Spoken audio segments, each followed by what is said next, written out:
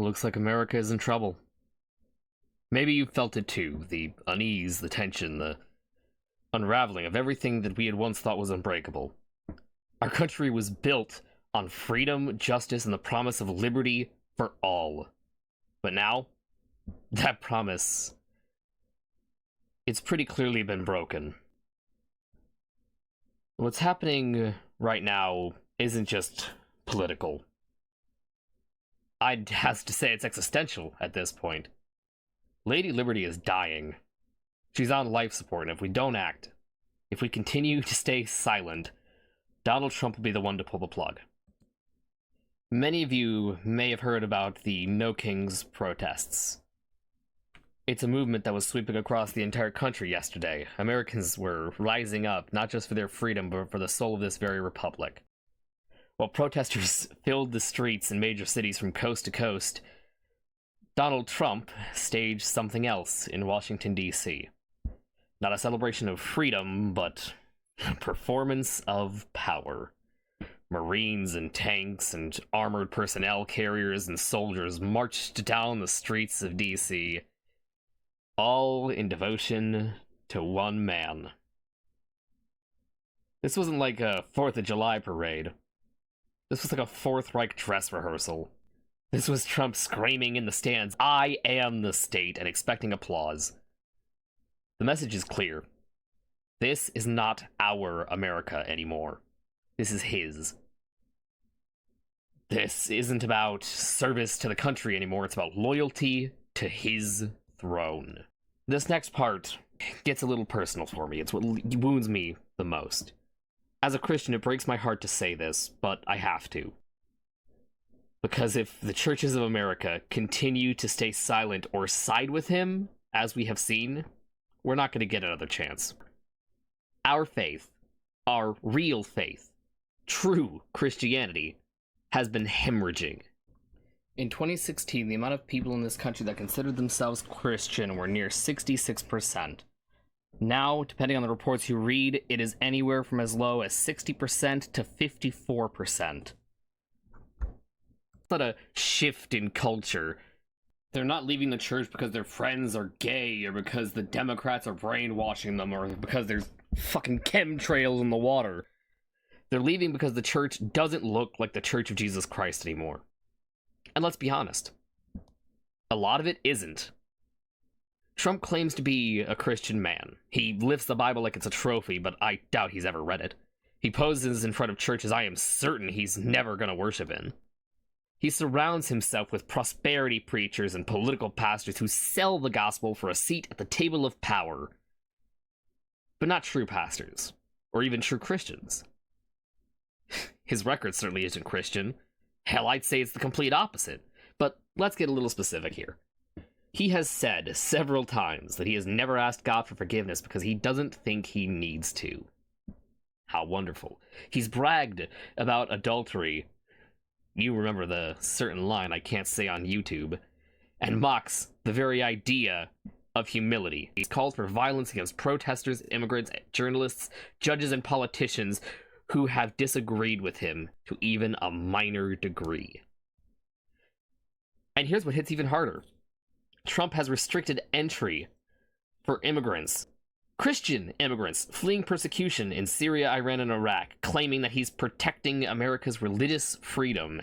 He suspended refugee programs across the board where people, regardless of their faith, would be able to come to America and be safe. He separated families at the border, most of them Christian, and lost track of thousands of people.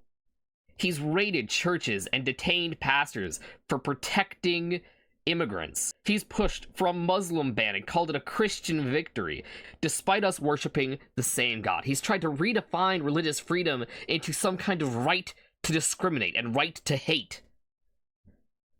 He's praised laws that criminalized homelessness, laws that target the very people Christ has called us all to serve. And yet many evangelical leaders have crowned him as some kind of chosen one.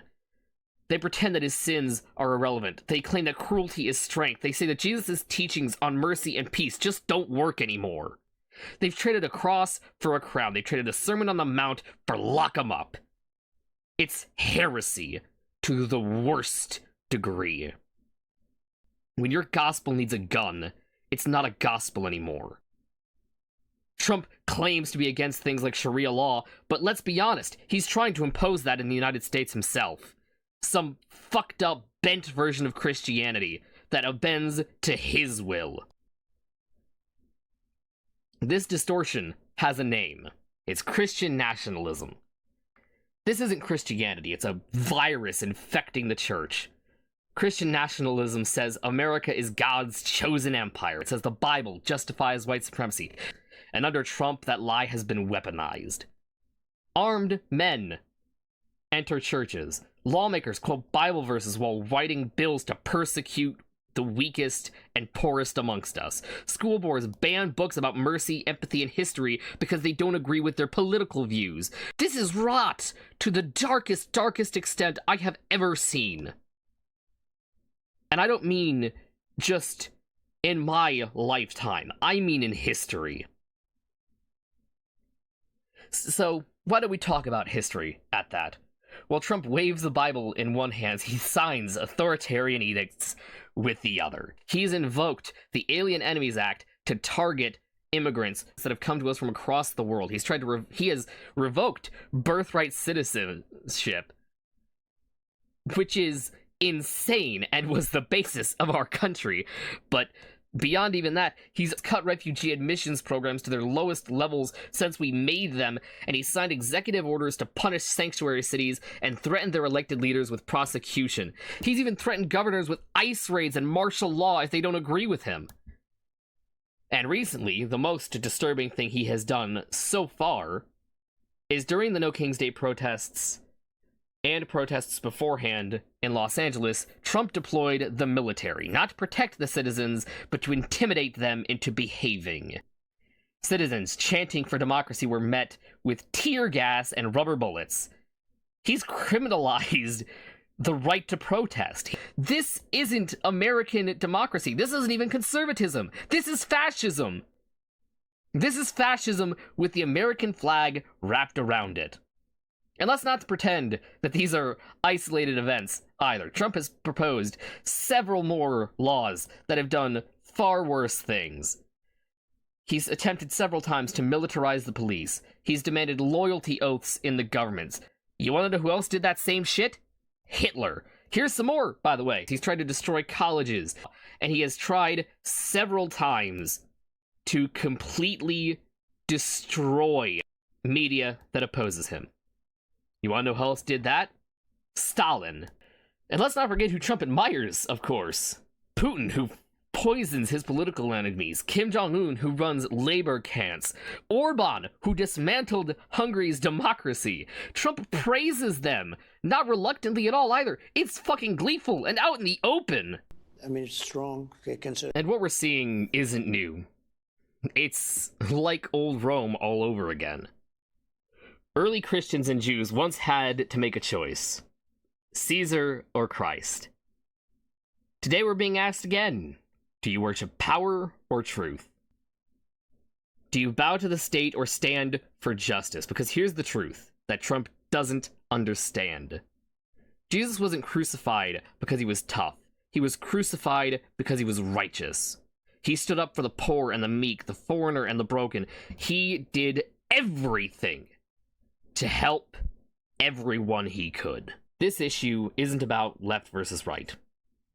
This is about liberty versus tyranny. Christ versus Caesar. Truth versus Trump. Lady Liberty is dying. She's bleeding out in our streets. She's suffocating under tear gas. She's gasping in refugee camps and prison vans. Her torch is flickering, but it's not out. Not yet.